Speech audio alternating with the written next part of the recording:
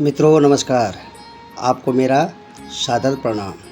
मित्रों, हम पर जब कोई कष्ट आता है या हमें जब कोई परेशानी होती है तो हम किसी न किसी भगवान का व्रत करते हैं, पूजा करते हैं। तो आज मैं आपको कोई संकट जब हम पर आता है तो उसके लिए संकटा माता की कथा मैं आपको सुनाने जा रहा हूँ। तो आप बड़ी धैर्यपूर्वक आप कथा सुने। एक बुजुर्ग माता थी। उस माता जी का एक बेटा था जिसका नाम रामनाथ, और रामनाथ धन कमाने के लिए विदेश चले जाता है। तब बुजुर्ग माता अपने पुत्र के विदेश जाने के बाद बहुत चिंतित और दुखी रहने लगी, क्योंकि बहू उसे प्रायः रोज़ खरी खोटी सुनाया करती थी, परेशान करती थी। इसलिए बुजुर्ग माता प्रतिदिन चिंतित रहने लगी, उदास रहती थी और घर के बाहर एक कुएं पर बैठकर बहुत रोया करती थी। बुजुर्ग माता का यह क्रम रोज चलता रहा। एक दिन कुएं से दिए माँ नामक एक स्त्री निकली और उसने बुजुर्ग माता से पूछा कि हे माँ, आप इस तरह बैठकर क्यों रोती हो, क्यों परेशान हैं आप? तुम्हें किस बात का दुख है? तुम मुझे अपना सभी दुख बताने की कृपा करें, मैं तुम्हारे दुख दूर करने का प्रयास करूंगी। बुजुर्ग माता ने उस स्त्री प्रश्न सुनकर कोई भी जवाब नहीं दिया और रोती रही। और दिए की माँ बार बार एक प्रश्न दोहराई जा रही थी। वह बुजुर्ग माता इस बात से झुंझुला उठी। उस पर माता ने दिए की माँ से कहा, तुम मुझे बार बार ऐसा क्यों पूछ रही हो? क्या सचमुच ही तुम मेरा दुख जानकर उसे दूर कर सकती है? बुजुर्ग माता की बात सुनकर दिए की माँ ने उत्तर दिया, मैं अवश्य ही तुम्हारे सभी प्रकार के कष्टों को दूर करने का प्रयास करूंगी।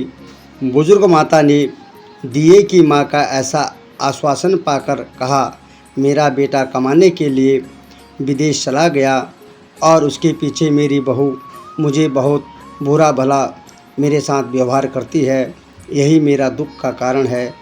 बुजुर्ग माँ की बात सुनकर दिए की माँ ने कहा, यहाँ के वन में संकटा माता रहती है, तुम अपना दुख उनसे सुनाकर कष्ट से छुटकारा पाने के लिए प्रार्थना करो।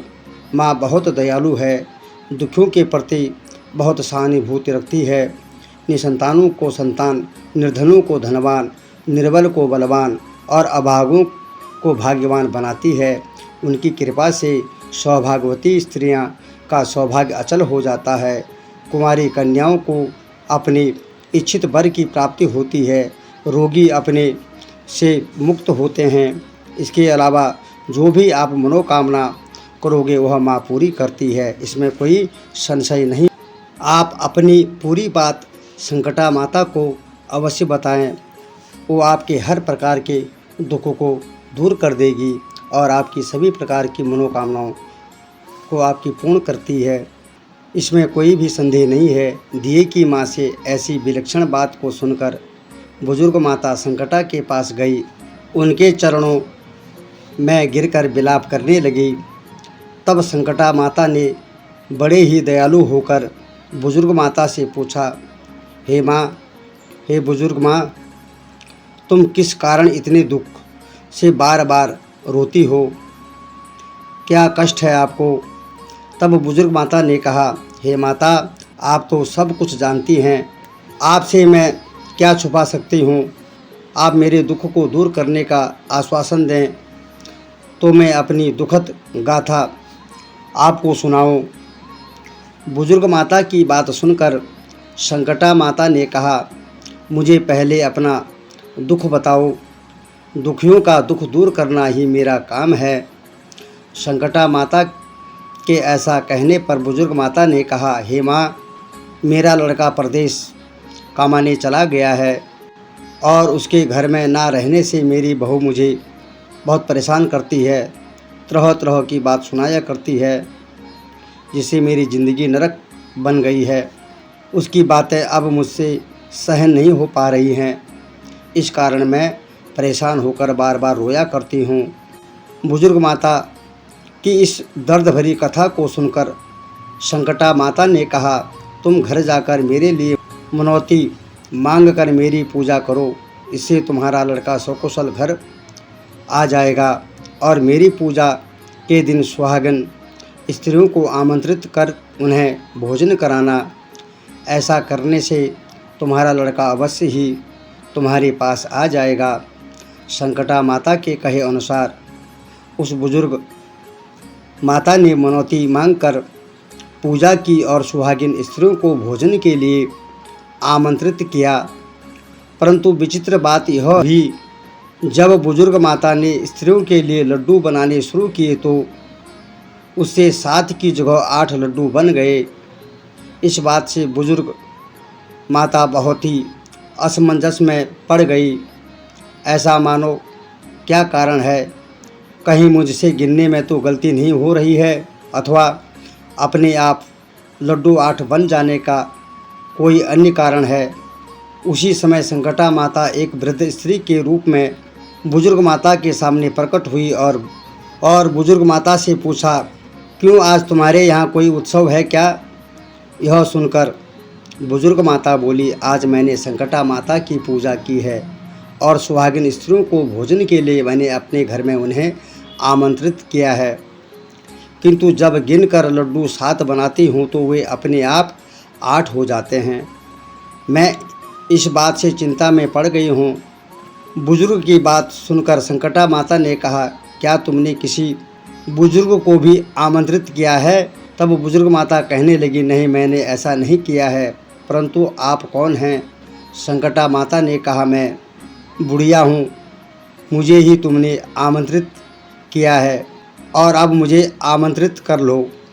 ऐसा सुनकर बुजुर्ग माता ने उस बुजुर्ग रूपधारी संकटा माता को भोजन के लिए आमंत्रित कर लिया। इसके बाद बुजुर्ग माता के घर पर सभी आमंत्रित सुहागिनें आ पहुंची और बुजुर्ग माता ने लड्डू तथा अन्य सभी प्रकार की मिठाई सामग्री का जो भी भोजन कराया। इससे संकटा माता उस बुजुर्ग माता पर प्रसन्न हो गई और माता की कृपा से उस बुजुर्ग माता के बेटे के मन में अपनी माता के प्रति और पत्नी से मिलने की इच्छा उत्पन्न हुई और वह अपने घर के लिए चल दिए। कुछ दिन बीतने के बाद वह बुजुर्ग माता संकटा माता की पूजा कर सुहागिनों को भोजन करा रही थी कि किसी ने उसके लड़के के आने की सूचना उन्हें दी, लेकिन बुजुर्ग माता अपने काम में लगी रही। उसने कहा, लड़के को बैठने दो, मैं सुहागिनों को जिमा कर अभी आती हूँ। लड़के की बहू ने पति के आने का समाचार सुना। उसी क्षण पति के स्वागत के लिए तुरंत घर की ओर चल दी। लड़के ने अपनी पत्नी को देखकर मन में सोचा कि मेरी स्त्री मेरे प्रति कितना प्रेम रखती है, जो खबर पाते ही मुझसे मिलने आ गई। परंतु मेरी माँ को मुझ पर जरा भी प्रेम नहीं है। मेरे आने की खबर पाकर मेरी माँ मुझसे मिलने नहीं आई। जब पूजा का काम समाप्त हो गया, सभी सुहागिनें भोजन करके अपने अपने घर को लौट गई। तब बुजुर्ग माता अपने बेटे से मिलने के लिए उसके पास पहुंची। माँ के आने पर लड़के ने पूछा, माँ अब तक कहाँ थी? माँ ने कहा, बेटा मैंने तुम्हारी कुशलता के लिए संकटा माता से मनौती मांग रखी थी, उसी को पूरा करने के लिए सुहागिनें को मैं जिमा रही थी। संकटा माता की कृपा से उसका मन अपनी पत्नी से हट गया और उसने अपनी माँ से कहा, माँ या तो मैं यहाँ रहूँगा या यह रहेगी। बुजुर्ग माता ने कहा, बेटा तुम्हें मैंने बड़ी कठिन तपस्या से पाया है, इसलिए तुम्हें छोड़ नहीं सकती, इसलिए चाहे बहू का त्याग भी करना पड़े मैं कर सकती हूँ। अतः लड़के ने अपनी स्त्री को घर से निकाल दिया।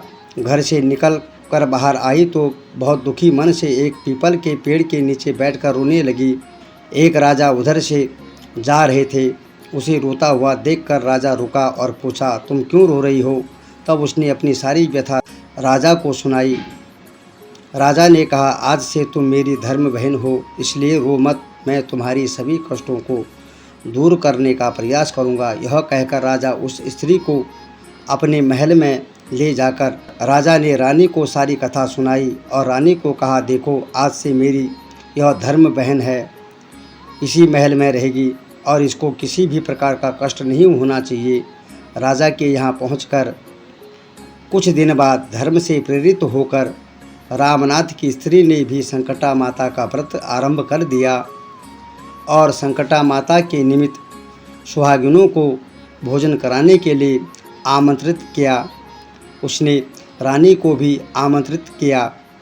जब सभी सुहागिनें लड्डू खाने लगी तो रानी ने कहा, मुझे तो राबड़ी और स्वादिष्ट मिष्ठान ही हजम होते हैं, यह पत्थर समान लड्डू कैसे हजम होगा। ऐसी अवहेलनापूर्ण बातें कहकर रानी ने लड्डू खाने से मना कर दिया। कुछ समय बाद संकटा माता की कृपा से रामनाथ अपनी पत्नी को खोजते हुए राजा के महल में आया। वहां आकर अपनी पत्नी को संकटा माता की पूजा करते हुए देखा तो संकटा माता को हाथ जोड़कर प्रणाम किया और अपनी पत्नी से कहा, प्रिय, मेरे अपराध को क्षमा करो। पत्नी ने कहा, हे नाथ, यह सब प्रारब्ध से ही होता है, इसमें आपका कोई दोष नहीं है। आप मेरे स्वरूप हो, मेरे ही अपराध को क्षमा करो। यह कहकर दोनों ने विधि विधान से माता संकटा माता का व्रत कथा सुनी, संकटा माता की पूजा की। पूजा को समाप्त कर सुहागिनों को जिमा कर दोनों पति पत्नी अपने घर की ओर प्रस्थान के लिए तैयार हुए। जाते समय रामनाथ की स्त्री ने कहा, राजा रानी से कहा, जब मुझ पर दुख पड़ा था तो आप लोगों ने धर्म बहन बनाकर मुझे आश्रय दिया। यदि आपको किसी भी तरह की सहायता की आवश्यकता हो तो मेरी कुटिया में निसंकोच चले आना। ऐसा कहकर दोनों पति पत्नी अपने घर को चल दिए और संकटा माता के प्रसाद का निरादर करने के कारण रानी पर भारी संकट आ पड़ा। रामनाथ की बहू के जाते ही उनका राजपाट नष्ट हो गया। ऐसी विपत्ति में पड़कर रानी ने राजा से कहा, ना मालूम वह तुम्हारी धर्म बहन कैसी थी, उसके यहाँ से जाते ही सब कुछ नष्ट हो गया। रानी ने राजा से कहा, जाते समय वह कह रही थी कि जब मेरे पर कष्ट पड़ा था तब तुमने मेरी सहायता करी, मेरी मदद करी, और कदाचित तुम्हारे ऊपर कोई भी कष्ट पड़े तो तुम मेरे घर चले आना, इसलिए हम लोगों को उसके यहाँ हमें चलना चाहिए। ऐसा विचार कर राजा रानी दोनों ही अपनी धर्म बहन के घर गए। वहाँ जाकर रानी ने कहा, बहन, तुम्हारे जाते ही ऐसा क्या हो गया कि हमारी सारी संपत्ति नष्ट हो गई। हम लोग बहुत परेशान हैं, हमें बहुत कष्ट हो रहा है, हम नाना प्रकार के दुखों का भोग कर रहे हैं। तब रानी की बात सुनकर रामनाथ की स्त्री ने कहा, बहन, मैं तो कुछ नहीं जानती, मेरी तो सब करता धरता संकटा माता ही है। उन्होंने मेरी सभी प्रकार की मनोकामनाएं पूर्ण की है, सभी प्रकार के कष्टों को दूर किया है और इसके अतिरिक्त कोई दूसरा नहीं है। इसलिए मेरी राय में तुम संकटा माता से अपनी भूलों के लिए क्षमा याचना करो। उन्हीं की मनौती से तुम्हारा काम बन जाएगा, तुम्हारे सारे बिगड़े काम अपने आप सुधर जाएंगे। आप संकटा माता पर विश्वास रखो। माता संकटा सबका कल्याण करती है, सबका मनोरथ सिद्ध करती है। रामनाथ की स्त्री की बात सुनकर रानी ने श्रद्धा भक्ति से संकटा माता का व्रत किया और सुहागिनों को जिमा कर अनजाने में हुई अपनी सब भूल गलती के लिए संकटा माता से बार बार क्षमा याचना करी। रानी के ऐसा करते ही संकटा माता प्रसन्न हो गई और रात में रानी को स्वप्न में कहा कि तुम दोनों पति पत्नी अपने महल चले जाओ, वहाँ जाकर मेरी पूजा अर्चना करना और मेरे निमित्त सुहागिनों को जिमाना। ऐसा करने से तुम्हारा सारा गया हुआ राजपाट तुम्हें दोबारा वापस मिल जाएगा, ऐसा मैं तुम्हें वचन देती हूँ। सुबह होते ही रानी ने अपने स्वप्न की बात अपने पति देव राजा को बताई। रानी की बात सुनते ही राजा उसी क्षण रानी को साथ लेकर अपने महल की ओर चल दिए।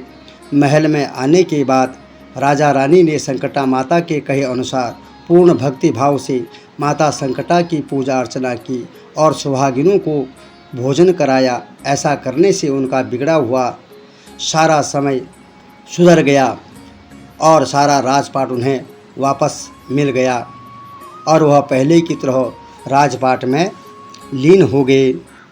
तो माता संकटा का आशीर्वाद अपने भक्तों को पूर्ण रूप से मिलता है। माता के प्रति अपनी श्रद्धा भक्ति को हमेशा बनाए रखें। तो मित्रों, आज की कथा यहीं पर संपन्न करते हैं। कथा अच्छी लगी तो मेरे YouTube चैनल को लाइक, सब्सक्राइब, शेयर ज़रूर करिएगा। बहुत बहुत धन्यवाद।